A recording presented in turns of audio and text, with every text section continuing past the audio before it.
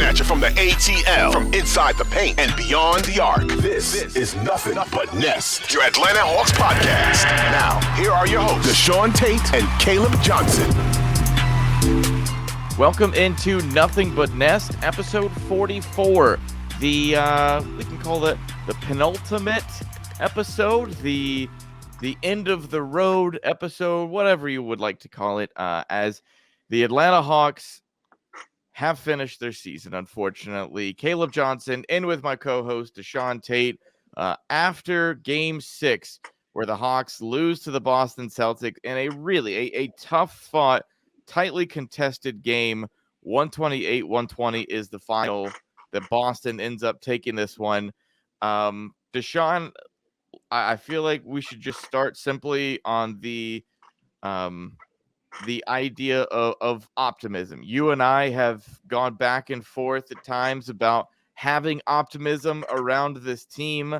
And then when you see the way that this season finishes, do you feel any sense of optimism about this? Do I feel what? It kind of went out for a second. Oh, do you feel some optimistic about this Hawks team based on how they finished? Yeah, absolutely. But that's not surprising. That's something that I just feel like I knew was going to happen. I know that sounds like it's easy to say when you watch the last 3 games or so, in which, the last 4 games, whatever it's been. But it would have been nice for people to probably, feel that way after the first 2, in the series. You didn't hear nearly as much of that. But I feel like it's just been so much back and forth, up and down, beating teams that you didn't really anticipate that they would beat, losing to teams that you fully anticipated that they would beat. It's been so much uncertainty throughout the entire year. I'm kind of happy of the fact that it's over with, just because it just felt like there was this dark rain cloud over the team, over number 11 for pretty much at least it felt like the entire year. And then, of course, all the stuff that went down with, Nate McMillan and all that kind of stuff. The team just hadn't been playing very well, very inconsistent, as we always talk about. You're losing games to the,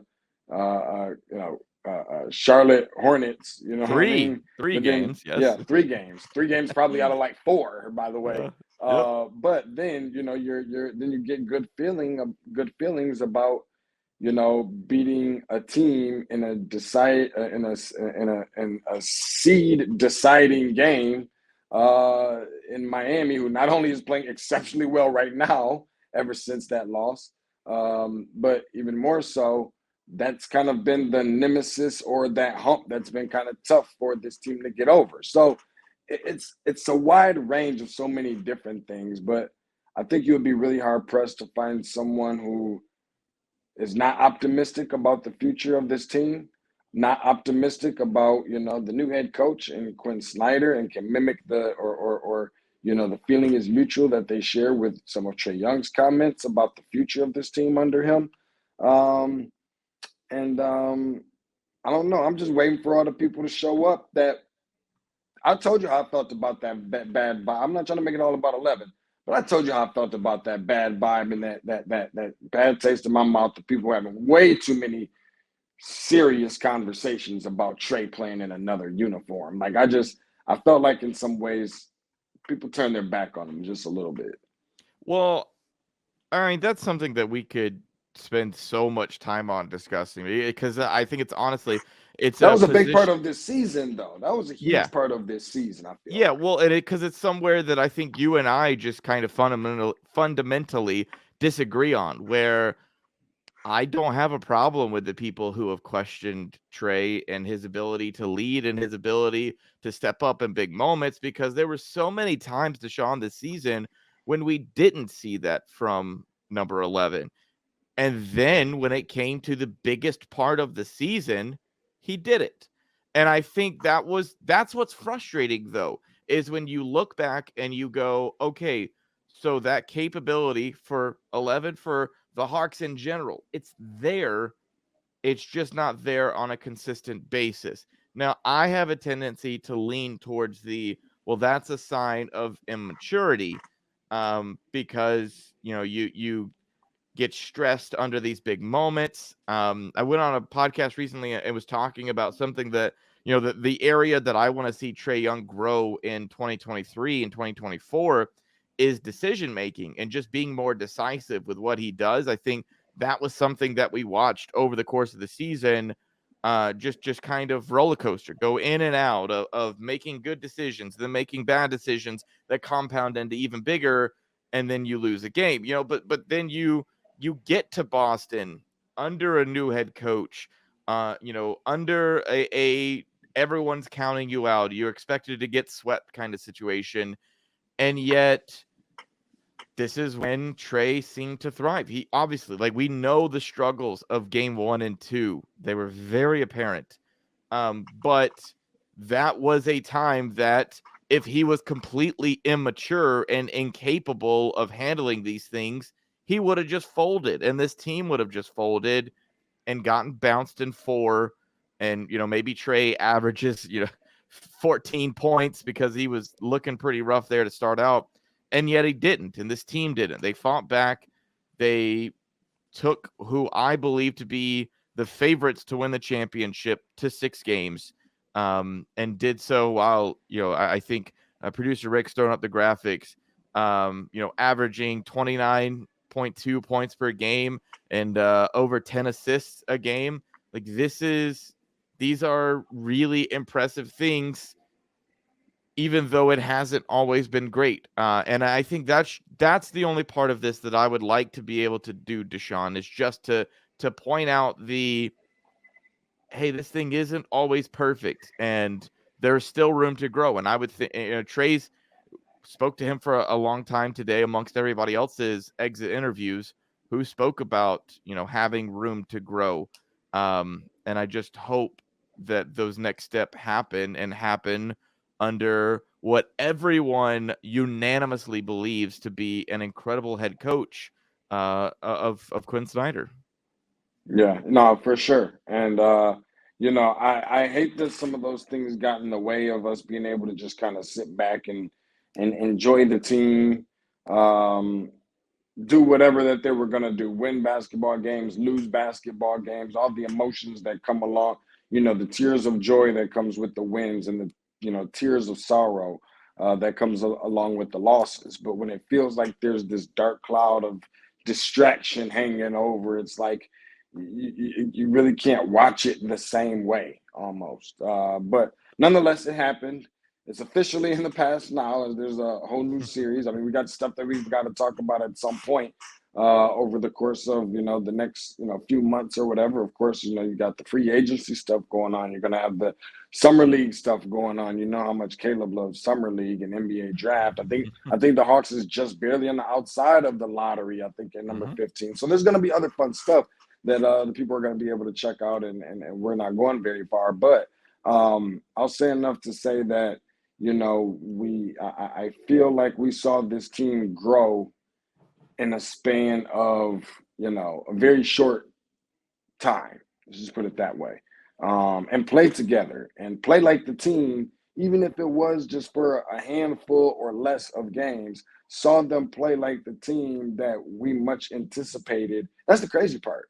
Like, we all anticipated them looking like when they first put this team together and DeShaun Tate came in. We haven't felt that same energy until, until this week. It feels like finally we get the feeling of what we thought we would be or what we thought we would have. And John putting together, obviously a good game, which was desperately needed on Thursday night. And the building was electric. I remember coming onto your show about a week or two ago, and we were having conversations about, the fan base, how crazy the playoff atmosphere is or is not. And I remember telling you, like, it was cool, but it wasn't what I need it to be crazy. Like, this is the playoffs. Like, this is Boston. You see their fan base, like, not in the comparison, but in the same breath, like, I know that Atlanta's better than this. And maybe it took them to win the games that they had to win, one of them on the road and whatever else, for the people to actually come out and show out and, waving towels over their heads and all kinds of stuff. It was great to see the people really get behind this team. But a lot of changes and adjustments are going to be made, and I'm looking forward to that because as I've been saying, episode after episode, one of the biggest things that I'm gonna be looking forward to in the offseason is going to be, how they improve the talent on the bench. That's the elephant in the room. That's what that is for me personally. Yeah. I think that very true. That it will be interesting to see how they upgrade, where they choose to upgrade at. I do want to go back to Game 6, and you spoke about the crowd. That was actually something that multiple guys on this Hawks team mentioned. Some of them without being asked about it, and then some of them obviously being asked about how the crowd kind of factored into things.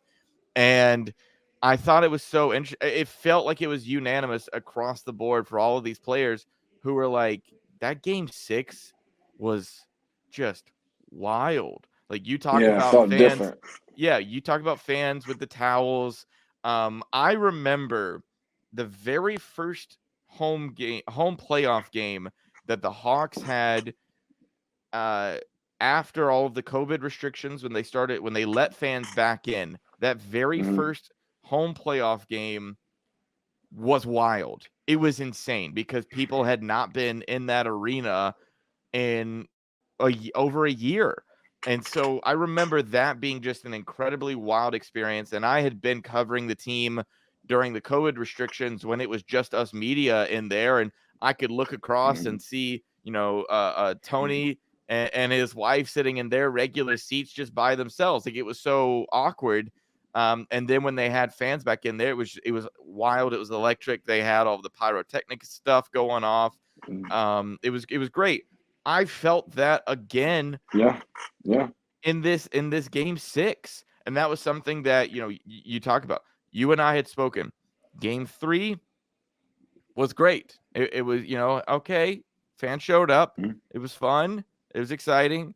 Game 4 on Sunday was a disappointment. There was just no other way to put it. It was like, okay, they won a game, but you guys, I guess it's Sunday, so you've got other stuff going on. You going up north to go watch the Braves game, or you going to go across the street and watch Atlanta United? Like where? I don't know. It just felt like the fans were there, but there were a ton of empty seats on Sunday, and I was a bit disappointed. And I was kind of like, all right, well, this is just a fan base that has seen the reality of we're not quite up to task to deal with Boston. And then you win Game 5 in Boston, and it felt like everybody must have rushed to Ticketmaster to buy their tickets, because it was like, hold up, this can really happen. You won on the road, so maybe we can make something happen. And then you go and you play Boston at home, and yes, they lost by 8 points at the end. However, DeShaun, there were 22 lead changes in this yeah, game. The yeah. Hawks had this game tied with 3:55, I believe, to go in the fourth Mhm. quarter before, quite honestly, the veterans of Jason Tatum and Jaylen Brown, their veteran experience combined with Marcus Smart making an incredible pass to Al Horford, who knocked down a three. Like, it was until those moments right there at the end that this thing was still very much possible. And this is like, it's one of those, it's wild to me that we're Yeah, talking about the same series where game 1, you're down 30 at the half, and it feels like you're playing two different, like, these teams are just in totally different stratospheres. I yeah, mean, you mentioned the beating Miami, who has gone on to beat Milwaukee and knock them out of the playoff. Like, all of this is just, it's it's wild, but honestly, I mentioned the optimism earlier, and that's the place that I've reached when it comes to the Hawks season. Is the one thing that DeJounte Murray had mentioned, I believe after game 1 or 2, and it may have been 3. And now that I'm starting, it was home. It was a home game.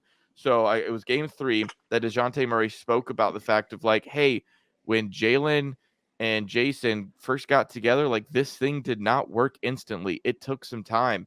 And I think people just they didn't want to give it time because it felt like, all right, well, you're just adding DeJounte, like make the rest of the stuff work because Right. you know, a lot of these pieces have already been together, but not realizing how different of a team this really was. And then when Quinn came in, I mean, that was really just you're starting from scratch. And the way that you've got Trey Young talking about this is already one of the best coaches he's ever played for, he does not have to give that type of endorsement. He could just say, yeah, you know, Quinn's great.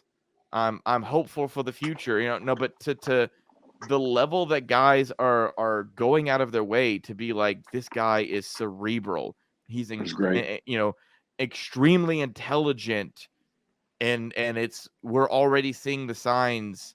Even when you reach a game 6 and you find out that the Hawks didn't have an inbound play in the final minutes of the game, like they hadn't even worked with that with Quinn because there's been so many other things they had to worry about. It's like when you start settling all of those things in your brain, it's like, all right, it makes sense that it's honestly impressive that they reached the point that they reached. And I feel good about where this team is heading and confident in the decision making that I absolutely did not have 3 months ago. Well, much of it, Caleb, is hard to fathom already as is, and I'm glad that we saw the fan base, come out and support the way that they did. Now, granted, they could have probably piped down a little bit. I don't know if you heard the same stuff I was hearing. What's that? On Thursday night, I feel like one time I saw Trey go to the free throw line, and I heard them with 3 letters. I'm not gonna get into those 3 letters. I mean, but it ain't the same, huh? Did you hear what they said when Jason Tatum went to the free throw line? I did not. So they might have had a chant that said "You're not Kobe," which was okay. Good dig. It's a cool dig. I think it's a bit much, but I mean, I respect it. But and there was a whole thing about, and I don't know how much validity. I got to go back and look at this, but I do remember. I don't know if you heard this, but a conversation one time. I guess, like, of course, this isn't anything recent by any means, but Jason Tatum had screenshot a text message that he had with him and Kobe at one time. I don't know what all those about, whatever, just, yeah, keep grinding, man, keep grinding, young man, or just whatever, keep working on you, whatever it was. But it kind of almost came off to seem more, instead of it being, and of course, he screened, the screenshot and the post of the text message was shortly after Kobe passed. So instead of it being made out to seem like this very heartfelt thing, a lot of people kind of twisted it to playing it as if it was like, is this I'm bragging that I got Kobe's number and can text it? Like, I don't know, but I just thought that was weird for whatever reason. I just kind of thought about that. But I will say this much. I did hear the MVP chants. I did hear the MVP chants for Trey last night, which I think was a bit much, almost as if we forgot about the way that the regular season had went. But nonetheless, but that environment is what you live for. It is one of the reasons behind what makes the game, why the game is so interesting on television, why the game is so interesting in person, why I love college basketball the way that I do. It's not a secret, but a lot of it is because of the engagement that you have from the fans. And you hear, Boston talk about theirs, and Philly talk about theirs, and New York talk about theirs, and all these but Atlanta's got its own. Atlanta is the club at a basketball game experience. Like the other ones, yes, I get it. strictly sports, diehard, all about the team. It's not that Atlanta's not necessarily that. We remember Brogdon, who's an Atlanta native, had some very choice words, but nonetheless, about the fan base. But it's a different type of loyalty and just appreciation for the team. I mean, there's pop-up concerts at the game. You know what I mean? Like it has its own thing, and I thought that it was pretty cool. But I think a lot of that, they do such a fine job at State Farm Arena with implementing just different cool things. I mean, like even the Usher dance-off thing, of course, with the ushers in the building, I think is pretty cool. And of course, Usher Atlanta, Usher Raymond, the whole thing. Like, so it is interesting, and it keeps the people engaged. And it's Atlanta, it's the A, which I always think is pretty cool. But at the end of the day, basketball games have to be played. And I say this all the time, is that this isn't about selling experience anymore, Caleb. Like, this can't be just about the experience. At one point in time, there was the swipe left Tinder night and all of this other stuff. But that was when the Hawks were going through the trials, tribulations, the challenges and turmoil and everything else, trying to get better and trying to get to this point. I remember watching, and there on Thursday night, Caleb, and I'm like, where has these performances, in terms of the way that they've been playing, where the hell has this been all year? Like, I feel like that is the one thing that was on everybody's mind at some point over the course of the past week, playing against Boston, especially after the first two games. You weren't asking that about during the first two games, because that looked like the team that we had gotten accustomed to. So it really wasn't much of a surprise, I felt like, when you saw the Hawks down by 30 at the half in the first game. But the stuff that we've seen more recently, I just hope that it's not a tease, and that we, see more of that in the coming months. And people are going to be really excited about what this team can do coming into next year. But we keep talking about getting excited about what they can do, what we feel like they can do. It's not very often we hear ourselves saying we're getting really excited about what we know they're about to do. Does that make sense? Yeah, well, I think because to some element, it's the Hawks, DeShaun. Like, you never know what they're going to get, because as soon as you start setting expectations, they've missed, quite honestly, in the past. I don't think those expectations were there 2021, and then they go to the Eastern Conference Final, and that's kind of shifted how we've looked at this team ever since, and why decisions have been made like they have been. I think the question you kind of posed there is one that is going to be very difficult for Landry Fields and Kyle Korver to figure out, which is, are you more likely to get the DeAndre Hunter, the John Collins, the Clint Capella, the DeJounte Murray, Trey Young? Are you more likely to get how those guys performed at game 60, or at game, what was this, 80? Did they get to 90? Yeah, no, they played 90, right? Because 82 7, regular 8. Season, 83 against Miami, and then 6. So what is that? So 89 games? Okay. Yeah. So, but to reach that point and how we saw, like, how John Collins went out in this series to play like he did in game 5, to then come back in game 6 and put up 16 points and 3 threes. Like, it was just, okay, so this is what we can start to believe he can be. DeAndre Hunter, and the way that not only his defense upped a level as the series went out, but then he started to have offensive contributions that were substantial, that were actually, like, he was getting involved. And then, I mean, Trey's Trey. And I think, quite honestly, it's he's not in a position where you would judge him based on a series, because I think, this team has invested so much into him that even if he's had a down season, like, there's no denying that. But there is that belief, based on what you saw under Quinn, that can come back. Like he can return to his form, and he can grow in those decision-making areas and be more consistent shooting the ball.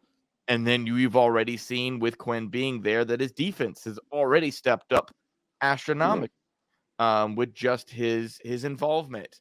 And Yes. that was something that I've been saying this for weeks, ever since Quinn, walked into the building and talked to us as media and talked about his defensive philosophy being that if you're involved, you're engaged. And that was something that hadn't happened, I don't believe, under Nate McMillan and under Lloyd Pierce. Is it was kind of like throw Trey over in the corner, just keep him out of the way, out of harm's way, and then let him do his thing on offense. And when we saw Trey more involved defensively, he was all of a sudden locked in. And he wasn't the only one either that was like that. It was just it was something interesting to see. I think I want to see what Landry Fields and Kyle Korver decide, because they don't get any more games. Like you saw this great stretch of basketball here in these last couple of games to end the season, and now you've got to make franchise altering decisions. And franchise altering decisions could even include keeping a guy, because I'm pretty sure right now where the Atlanta Hawks are, that they're in the luxury tax going into next season. So they have to unload salary to just keep this, just to keep the same team. They're going to have to get rid of a piece or two. And that's not even to improve. And so it's all of these decisions that are going to have to get made. And you're going to have to decide of, hey, what we saw in game 5 and 6 under Quinn, is that just because they played out of their minds, or is this something that we can expect from them in a longer, a longer stretch? What would you say is the biggest need? Like, I want to go forward just a couple of these different things as we kind of recap the season. Sure. Going forward, like, what is the biggest need? Is there a particular position? Is there a particular player type? Is there a particular player or just mentality? Like, what needs to be adjusted? Because, I've been saying for, quite some time, they need a combination of two things. If they can find it in one guy, I think it'll be great. But able to add someone to the roster that that has a little bit more edge. Like, I keep talking about Ivan Johnson for I don't know how long. I keep bringing this name up, and I like the rugged, the rough, been through some things a little bit, type of player, and it shows. Maybe not the most talented basketball player, but certainly not the guy that's going to back down. I thought that Marcus Smart was huge for Boston just with that part alone. Yes, he hit big shots from the outside and all these other things. He plays great defense and everything else.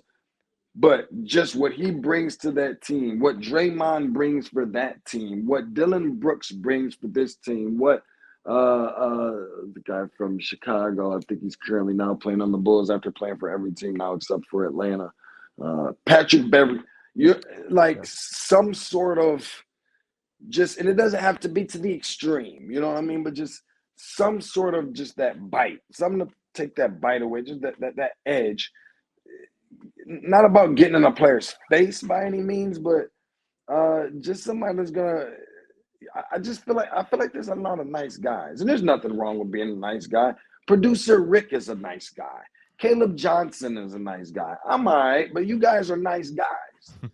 They need somebody that's gonna be able to, I mean, there was times this year where I'm like, man, put me on the roster just for this alone to get some guys pumped up. And I mean, I'm sure they got a medium in the back somewhere, like get in some guys' faces and hold them accountable, because I don't know who the leader is on this team in terms of vocal leader, and the guy, like, who's the guy that's going to break the clipboard and be like, look, enough is enough. If you MFs don't want to play, if you want to sit up here and bicker about this one and that one and that one and this one, you did and Coach Killer and who wants to go out here and win some basketball games?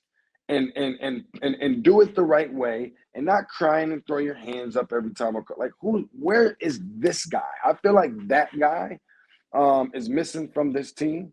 So obviously, it's a two-part question for you. Obviously, that's the first part. But then the other part is, who does your game ball go to for the season?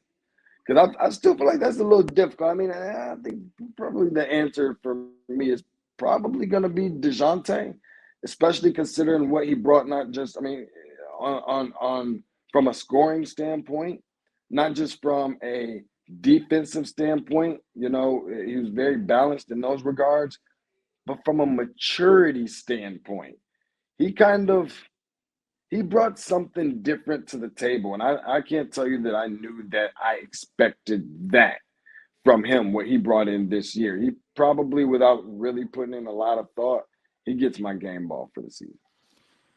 That is a really tough question for me to answer.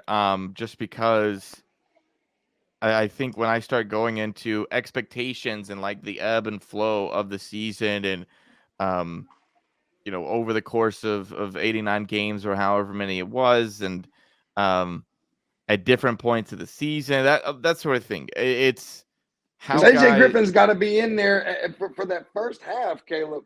Yeah, AJ's got to be somewhere in the conversation. Sorry, I didn't mean to cut you off. No, you're fine, and I believe you're right. Which is then why but I start thinking of under Quinn's time, who was because that's this team is when Quinn took over. There was a shift, there was a change. The guys, I was honestly kind of surprised at how many guys are now comfortable talking about how good things are now and how they just weren't before. I mean, even look, right, wrong, or indifferent, Trey Young, even after Game 6, when we were talking to him, spoke about his defensive effort. His effort stepped up in the later part of the season, and it was like, you and I know effort. That's not a skill thing. Like that's just that goes a long way. Yeah, that goes a long way. And I'm glad. I want to say something. I'm glad that you mentioned. Sorry, Caleb. I apologize. No, you're fine. I'm glad that you mentioned something earlier about Trey Young's defense, because I'm watching the game. Was it last night? Did he have 2 blocks? Was it last night? I don't know. He had 2. The game before that, whatever. Yeah. One of them, 2 blocks, and then I've seen a couple steals. I know you've been watching, Caleb. I've been thinking every time I see this, I'm like, oh yeah, I'm about to text Caleb and Rick. Because he's gotten destroyed about the kind of defensive player that he is, and for a good reason. So I want to make sure that I put that on the record, because how good he is defensively now probably ain't saying very much because of how poor he has been defensively in his career. But the effort, like you just mentioned, and not only that, just coming away, cutting in between passing lanes, and sometimes just standing in there and being a man trying to keep up with a guy that's just, getting downhill on him. And he's just, before he would let guys go by, type of deal. But at least you're seeing the effort. And sometimes I think now he's seeing that with some of that effort, things will just fall in your lap sometimes. And people will rave on you about your defense instead of just letting guys go. So I think that there is a little bit more than just, the offensive mindset of Trey. And he's improved. And I think a lot of other guys on this team has improved in a lot of areas that don't get nearly enough credit. Go ahead, Caleb. Sorry, I had to mention that. No, you're fine. And I mean, just kind of piggybacking off that idea is simply Trey doing this, which going back to game ball, who I would give my game ball to. I mean, I'm kind of surprised that you wouldn't say Trey, because even though that might seem like an obvious answer, and even though, or on the flip side, even though you might look at it and go, well, Trey had a down year.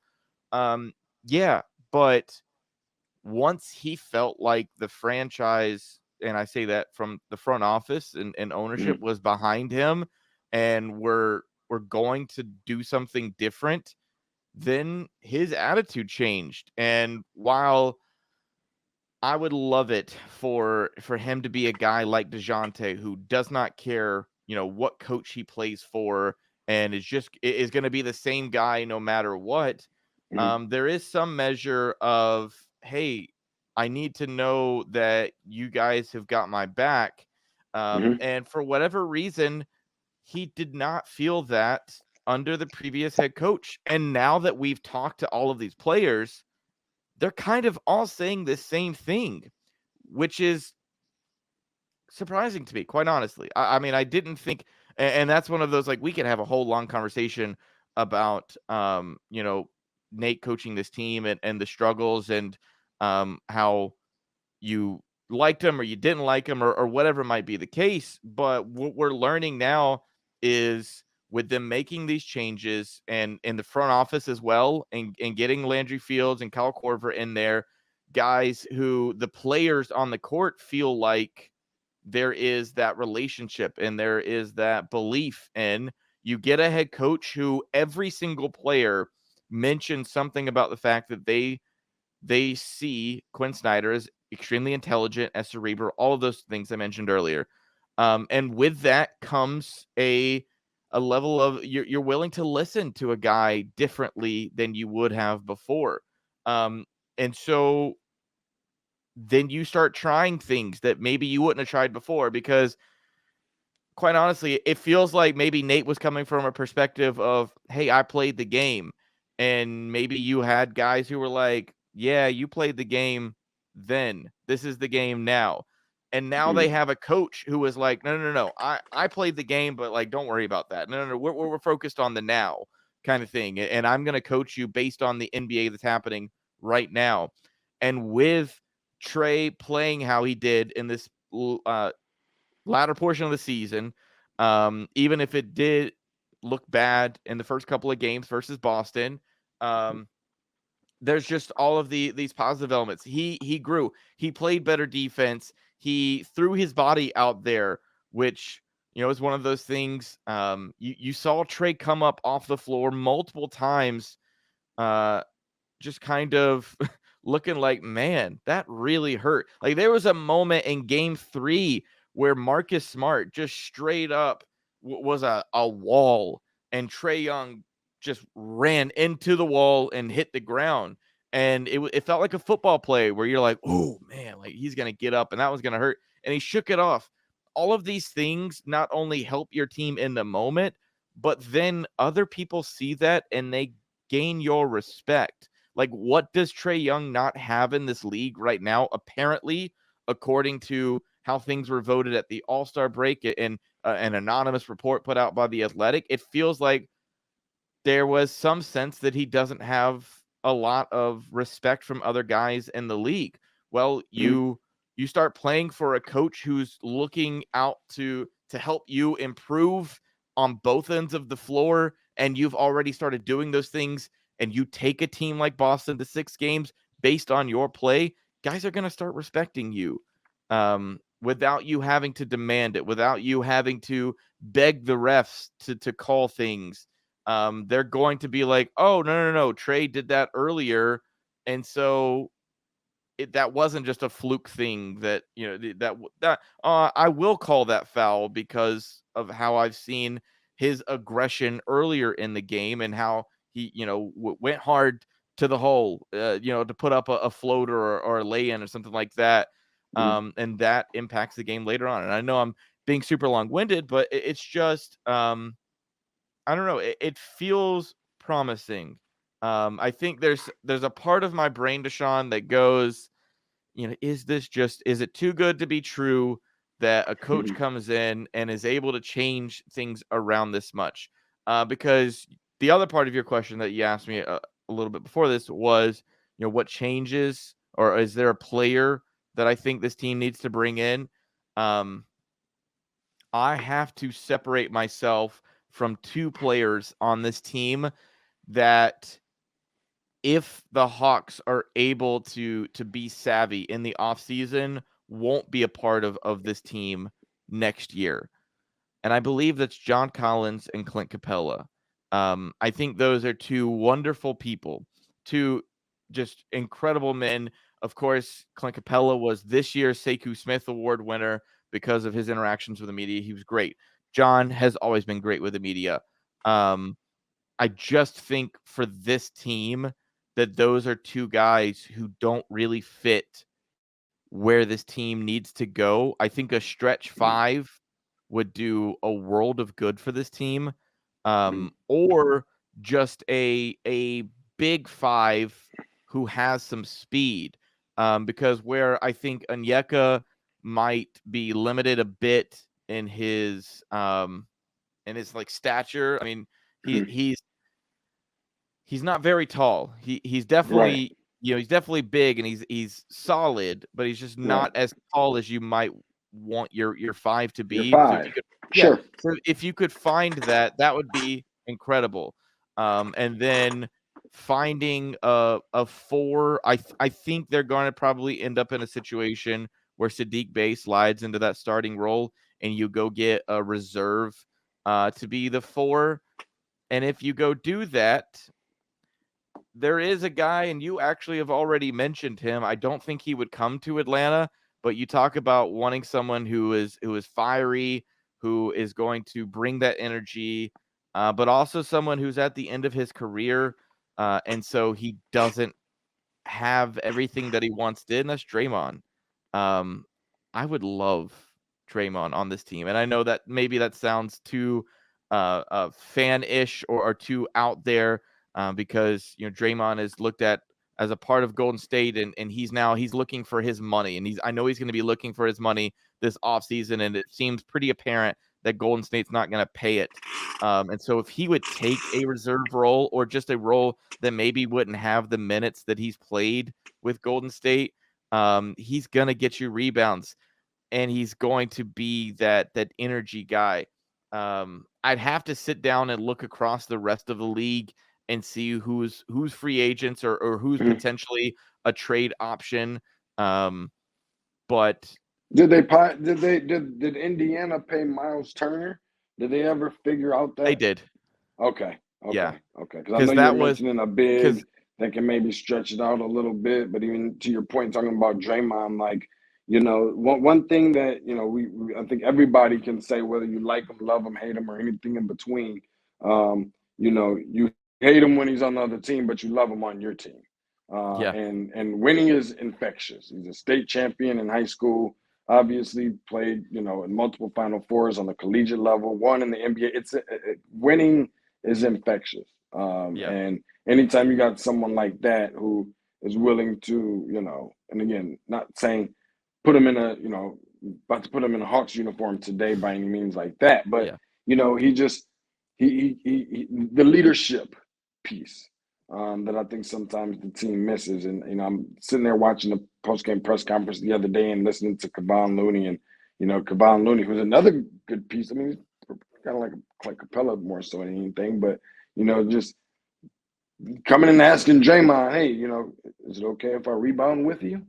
Kind of thing. Like, is that cool? I can rebound. I can rebound for you, rebound with you if you like. Type of thing. But that's the respect more so. It's not about getting permission. That's the respect that people have for Draymond. And when he speaks, people listen. And I think sometimes that is a piece that the Hawks do miss, is someone who can captivate or capture people's attention right then on the spot. But and I'm not sure if you had another point to make, but there's one player that we kind of forgot about, and then you mentioned him just a second ago, who I love the pickup, and that's Saddiq Bey.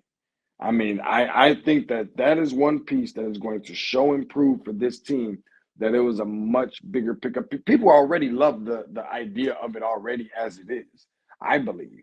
But I think that people are going to fall in love with it a little bit more, because you know exactly what you're going to get every single night. You may not know the numbers you're going to get, but you know the effort that you're going to get. And you know that he's going to play bigger than what he is. And so I think that is a very satisfying piece for this team. And just to kind of go off of that, think of a guy that we in Atlanta had kind of been discussing as maybe being the guy that you bring in, and was also traded for the same number of second-round picks as Saddiq Bey. The Hawks gave up 5 second-round picks to get Saddiq Bey. The Milwaukee Bucks gave up 5 second-round picks to get Jay Crowder. You know how many minutes that Jay Crowder played in a pivotal win or go home game for the Milwaukee Bucks? A goose egg. Mm-hmm. Like that was a guy that I saw his stats were put out there recently for the Bucks, and he was one that a lot of us in Atlanta were like, no, that's the guy you need to go get, and yet they stayed away from the older talent and went Mm-hmm. younger, someone that can develop, someone that maybe we were at the moment like, okay, this could work out, but I don't know. It kind of, and it's just that's the Sadiq pickup is one of those reasons why I have restored faith in the front office. I thought these guys were a bit young, a bit inexperienced, and I still believe that to some extent. I think when it comes to trades, that it's going to be difficult, specifically unloading a guy like John Collins because of the contract issues. And I think they ran into that before. However, as talent evaluators, looking pretty good, Yeah. looking pretty Yeah. good. That they in the draft go get an AJ Griffin, who I think is only going to see his Yes. game expand and get better, quite honestly. Yeah. And then you make a trade like this. You're also savvy enough to unload some salary and make the Garrison Matthews, Bruno Fernando move for a couple of pieces Look. that you weren't using. Mhm. And you give yourself options in that area too. It just, I don't know. It feels like that's one element of this that I want to be careful of, to not fall in the trap of the 2021 offseason where Oh yeah. it was just re-sign everybody, bring everybody back. I'm not saying they Yeah. necessarily need to do that, but there is definitely this level of like, okay, so Sadiq Bey is only going to get better. At least you hope. You've already banked on that by by bringing him in. You expect Jalen Johnson to continue to get better, AJ Griffin to Mm-hmm. continue to get better. Mm-hmm. Onyeka Okongwu, I think, takes on a bigger role. Roll. Um, Mm-hmm. and then you start going through the guys who didn't even touch the court this year, who had bigger roles elsewhere, and maybe you see if you've got something out of them, or if you've got trade assets in your Vit Krejcis, in your Garrison Matthews, and that area of just, this is part of Quinn Snyder's benefit, is he is not only pretty good talent evaluator, but Sure. he can help guys grow their game and get better. And this is why part of the reason why they brought him in. And now it'll be interesting to see how much they rely on him getting these guys better, or do they make some sort of splash and go get a guy who is more in the win now mode, essentially. No, I'm with you on that. I think that you get, someone who has the best balance of a combination of both of those things. But this is a different league, obviously, than what we're, kind of used to and grew up, with and all that kind of stuff. But, you know, credit the Hawks for playing with pride. We talked about playing with pride, playing with pride, Mhm. playing with pride. They had pride. I mean, we went from a point where we essentially knew the Hawks were not going to win the series. Even more so, we're more than extremely confident, almost as confident as we were that they weren't going to win the series, about them going to 7 games, which almost happened. I mean, they were 4 minutes from that happening. That was the thing. They got me, DeShaun. Like Uh, in that fourth quarter, I yeah, started having this moment of yeah, like, oh, yeah, okay, yeah. okay.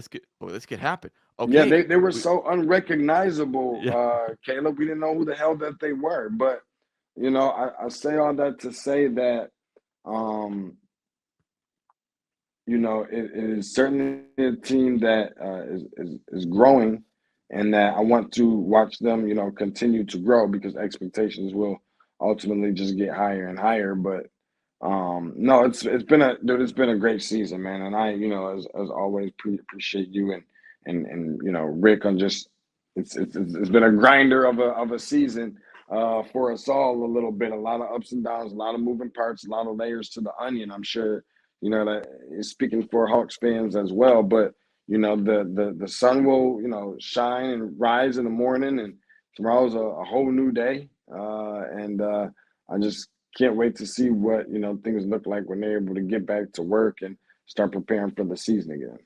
Yeah, I will finish this the way that I started off, talking about optimism, because it's just not something that I ever thought. I'll say at the midway point of the season, and I'll even go to the All-Star break.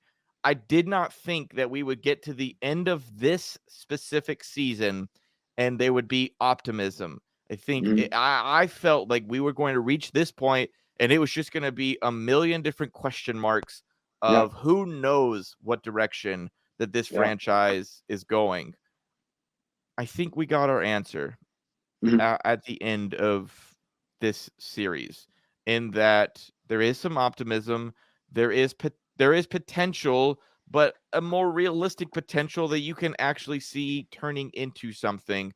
And then you mentioned the excitement. I did not. There were so many times in this season, DeShaun, that I was not excited to go to Hawks games, and yet they finish off the season, and I was I loved every minute of games 3, 4, and 6 being at State Farm Arena, because it was fun and it ends energetic, and it ends optimistic and with just exactly what you want as a fan base, of the idea that things are going to get better. We've seen so many times when we just weren't sure. But I feel like with a clear direction now, going into this offseason, even Trey Young mentioned the fact that he was like, I'm so excited for this summer. I do not think Trey Young was saying that this time last year. So, and that's before, the idea of bringing in DeJounte Murray. I do not think Trey was as excited last offseason as he's going to be this offseason, just because of what they can see in the future. No doubt. Do want to throw out, producer Rick's done a great job throwing out our Twitter handles at the bottom. Go and give us a follow on social media. DeShaun is at Tate's Take Hoops. I am at ATL Johnson 18. Go give us a follow on social media. Keep in touch with us, as we'll be figuring out our schedule and how we're going to move this podcast forward into the off season, as we've got some time before things really get underway, but we'll blink in an instant, DeShaun, and it'll be the NBA draft. It'll be, like you mentioned, Summer League, all of that stuff. We'll be right back here, bringing you another season of Nothing But Nest. But for my co-host, DeShaun Tate, I'm Caleb Johnson. Thanks to you for watching and listening to Nothing But Nest.